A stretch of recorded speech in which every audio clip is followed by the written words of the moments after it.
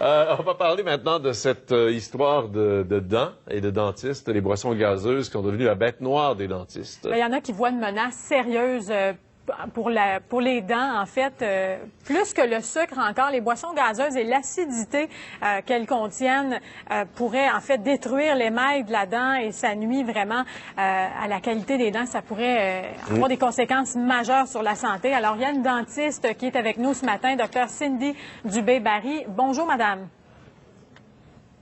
Êtes-vous là, madame Dubé-Barry?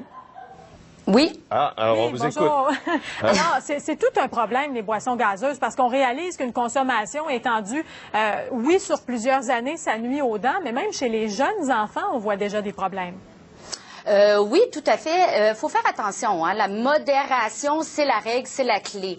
Quand on va dans l'excès dans n'importe quoi, on peut avoir des effets secondaires. Entre autres, l'érosion prématurée de l'émail associée à une consommation excessive de boissons gazeuses, de jus de fruits, de boissons énergisantes, d'agrumes, bref, de tout ce qui est acide. Mais ça, c'est prouvé scientifiquement que ça attaque l'émail des dents et ça pourrait les édulcorer? Oui, tout à fait. Écoutez, c'est un amalgame de facteurs. Hein. Il y a des causes extrinsèques, donc extérieures, alimentation acide, boissons sucrées et acides. Et au niveau intrinsèque, il y a plusieurs pathologies, entre autres les reflux gastro-œsophagiens. Vous savez que les sucs gastriques sont très acides. Les gens qui sont anorexiques, boulimiques.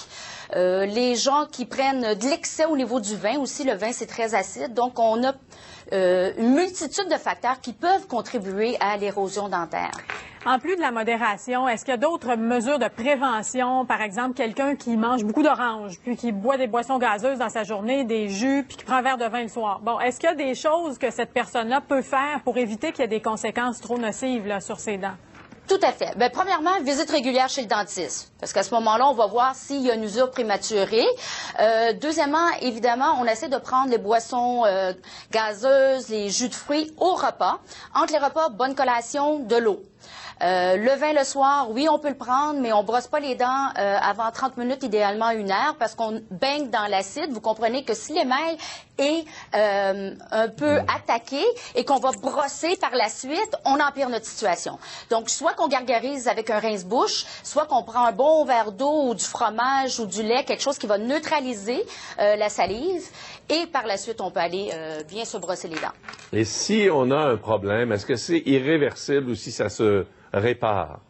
Malheureusement, c'est irréversible. La destruction qu'on a eue sur l'émail, c'est comme ça, il faut y remédier. Donc, on peut avoir des réhabilitations, ça peut être un composite, donc la restauration blanche esthétique, ça peut être une facette, une couronne, mais malheureusement, une fois que la destruction est faite, il faut y pallier en faisant une restauration au niveau des dents. Et ça coûte cher. Ah oui. Exactement. C'est mieux de prévenir. L'information, c'est le meilleur mécanisme. Si je peux inciter vos auditeurs à aller voir maboucheensanté.com. C'est un nouveau microsite de l'Ordre des dentistes et on peut y retrouver un tas d'informations qui peut être très utile. Et de boire à la paille, est-ce que ça change quelque chose? Bien, effectivement, c'est qu'on met la paille dans une zone où est-ce que les dents ne sont pas attaquées. On peut localiser où est-ce que l'acidité va aller. Boire rapidement, c'est la même chose. Parce que si on sirote, si on garde le liquide acide dans la bouche longtemps, on empire la situation. Bon, alors c'est un problème quand même qui dure depuis des années. On commence à en parler tranquillement, mais disons que ça prend des années avant que ça se fasse sentir aussi sur les dents. Et il y a beaucoup de monde? Il y a beaucoup de monde qui sont attaqués?